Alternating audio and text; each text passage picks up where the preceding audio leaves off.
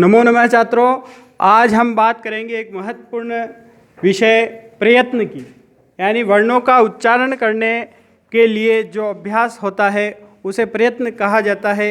ये प्रयत्न परीक्षा में पूछे जाते हैं कि प्रयत्नः कति। मुख्यतः प्रयत्न द्विविधः, दो प्रकार के होते हैं, आभ्यंतर प्रयत्नः और बाह्य प्रयत्नः द्विविधः, मुख्यतः दो प्रकार के। फिर बात करें कि आभ्यंतर प्रयत्नः कति विधाः सन्ति, तो अभ्यंतर प्रयत्न पंचविधः, कति प्रकार का, पंच प्रकार का अभ्यंतर प्रयत्न 5 प्रकार के होते हैं। वो 5 प्रकार है छात्रों। पहला है स्पृष्ट प्रयत्न, दूसरा ईषत् स्पृष्ट, तीसरा ईषत् विवृत, चौथा विवृत और पांचवा होता है संवृत। मैंने इसको शॉर्ट में सूत्रों के रूप में पहले लिख दिया है, तुम चाहो तो इन्हें अलग से लिख भी सकते हो कि 5 आभ्यंतर प्रयत्न ऐसे होते हैं। स्पृष्ट प्रयत्न पहला, दूसरा ईषत् स्पृष्ट, तीसरा ईषत् विवृत, चौथा विवृत और पांचवा संवृत। फिर इनको याद रखने के लिए सूत्रों की सहायता से याद करेंगे। आसान काम है, अगर सूत्र याद कर लोगे तो कभी नहीं भूलेंगे प्रयत्न। स्पृष्ट प्रयत्नम स्पर्शानाम, यानी सीधे ही बता रहा है कि स्पृष्ट प्रयत्न जो होता है वो स्पर्श वर्णों का होता है। फिर बात आती है कि स्पर्श वर्ण कौन से होते हैं जिनका ये स्पृष्ट प्रयत्न होता है। तो स्पर्श वर्णों की बात करें तो पिछले वीडियो में भी हमने देखा था कि क वर्ग, च वर्ग, ट वर्ग, त वर्ग और प वर्ग, इनको शॉर्ट में उदित वर्ण बोलते हैं। कु यानी क वर्ग, क, ख, ग, ग, ङ। चु यानी च वर्ग, च, छ, ज, ज, य। टू यानी ट वर्ग, ट, ठ, ड, ढ, ण और तू यानी त वर्ग, त, थ, द, ध, न और पु यानी प वर्ग के वर्ण प, फ, ब, भ, म। इस प्रकार ये 25 वर्ण स्पर्श कहलाते हैं। और स्पर्शा नाम यानी इन स्पर्शों का, इन 25 वर्णों का जो प्रयत्न होता है आभ्यंतर प्रयत्न, वो कहलाता है स्पृष्ट प्रयत्न। यानी सूत्र से याद कर लिया कि स्पृष्ट प्रयत्नम स्पर्शा नाम, स्पृष्ट प्रयत्न होता है स्पर्श वर्णों का, 25 स्पर्श वर्णों का आभ्यंतर प्रयत्न स्पृष्ट होता है। फिर दूसरा प्रयत्न ईषत् स्पृष्ट प्रयत्न कौन से वर्णों का होता है, तो उत्तर मिलता है ईषत् स्पृष्टम अंतःस्थानाम। जो अंतःस्थ वर्ण है उनका आभ्यंतर प्रयत्न ईषत् स्पृष्ट होता है। ईषत् स्पृष्ट किनका होता है? अंतःस्थों का। अंतःस्थ कौन से वर्ण हैं? अंतःस्थ ये 4 वर्ण हैं, य, व, र, ल। इनको यण वर्ण भी बोलते हैं। माहेश्वर सूत्रों में हम प्रत्याहार देखते हैं तो प्रत्याहार में ये यण में मिलते हैं। तो यण यानी अंतःस्थ यानी यण वर्णों का, या यूं कहें कि य, व, र, ल वर्णों का आभ्यंतर प्रयत्न होता है ईषत् स्पृष्ट। फिर तीसरा प्रयत्न आता है ईषत् विवृत। ईषत् विवृत किनका होता है? किन वर्णों का आभ्यंतर प्रयत्न ईषत् विवृत होता है? तो ईषत् विवृत होता है ऊष्माणाम यानी ऊष्म वर्णों का। अब बात आती है ऊष्म वर्ण कौन कौन से होते हैं जिनका आभ्यंतर प्रयत्न ईषत् विवृत होता है? तो ईषत् विवृत होता है ऊष्म, ये हैं शल बोलते हैं इनको, श, श, श, है, शल प्रत्याहार के वर्ण हैं।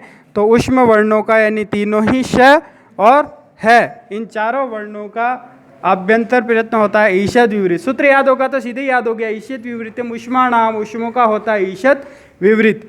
फिर होता है विवृत प्रयत्न, चौथा आभ्यंतर प्रयत्न विवृत। विवृत किनका होता है? विवृत होता है स्वरों का, विवृतम स्वराणाम। स्वर वर्ण कौन से? माहेश्वर सूत्रों में देखें तो स्वर वर्णों की संख्या 9 गिनाई गई है।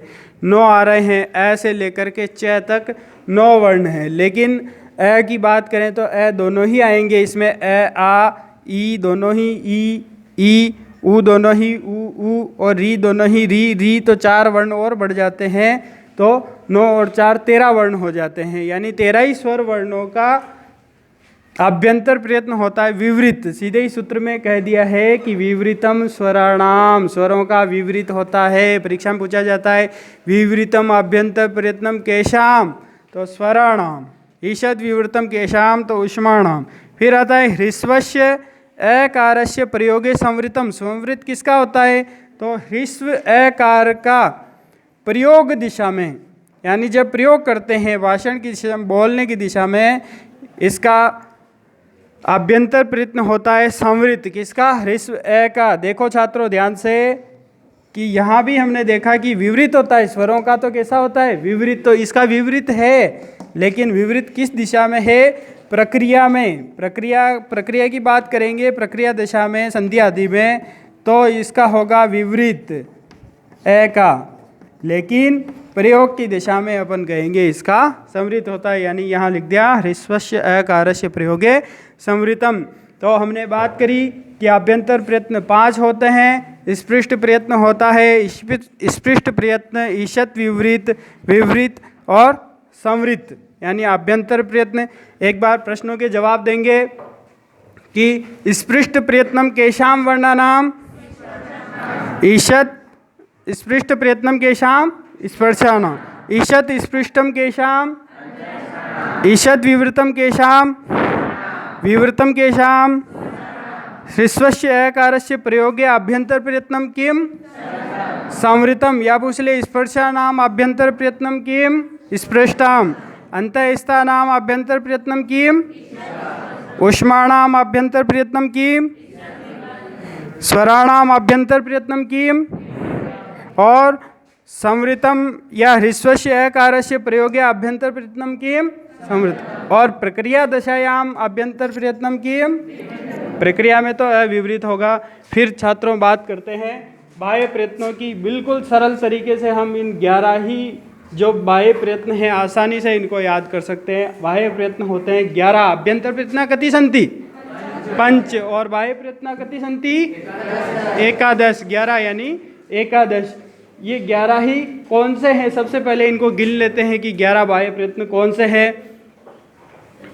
11 बाह्य प्रयत्न हैं विवार, श्वास, अघोष, संवार, नाद, घोष 6 हो गए, फिर अल्प प्राण 7वां, महाप्राण 8वां, और उदात्त, अनुदात्त, स्वरित 9वां, 10वां और 11वां, यानी बाह्य प्रयत्न होते हैं 11। 11 ही बाह्य प्रयत्नों को इन 5 सूत्रों से आसानी से याद किया जा सकता है। खरो, विवारा, श्वासा, अघोषाश्च, यानी जो खर वर्ण है, छात्रों वापिस माहेश्वर सूत्रों में जाना पड़ेगा, माहेश्वर सूत्रों में देखना पड़ेगा कि खर वर्ण कौन से हैं। खर वर्ण की बात करें तो खर वर्ण में ख से लेकर के र तक, यानी ख, फ, छ, ठ, थ, च, ट, त, क, प, श, श, स, इन खर वर्णों का बाह्य प्रयत्न कौन सा होता है, विवार भी होता है, श्वास भी होता है और अघोष भी होता है।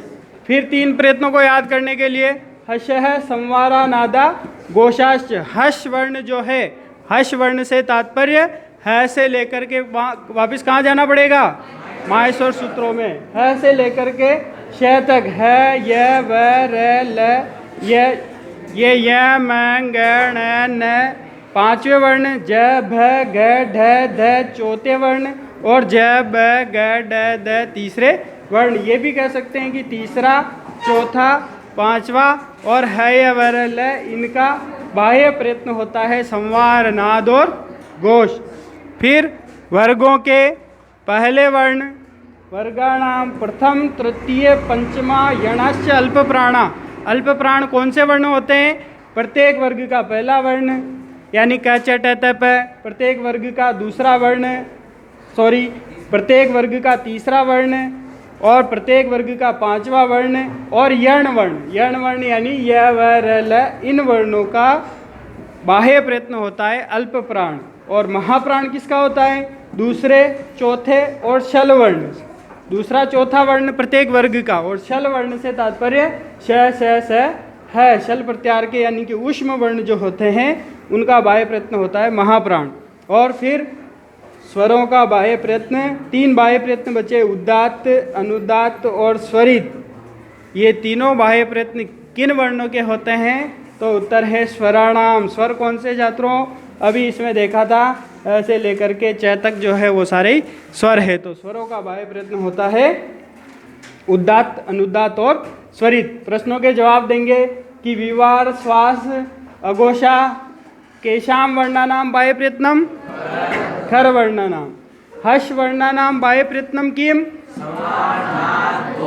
वर्गाणाम प्रथम, तृतीय, पंचम वर्णः सन्ति अल्प प्राण, यणः सन्ति अल्प प्राण, वर्गाणाम द्वितीय चतुर्थ शल वर्णाः सन्ति और उदात्त अनुदात्त स्वरित वर्णानाम बाह्य प्रयत्नम किम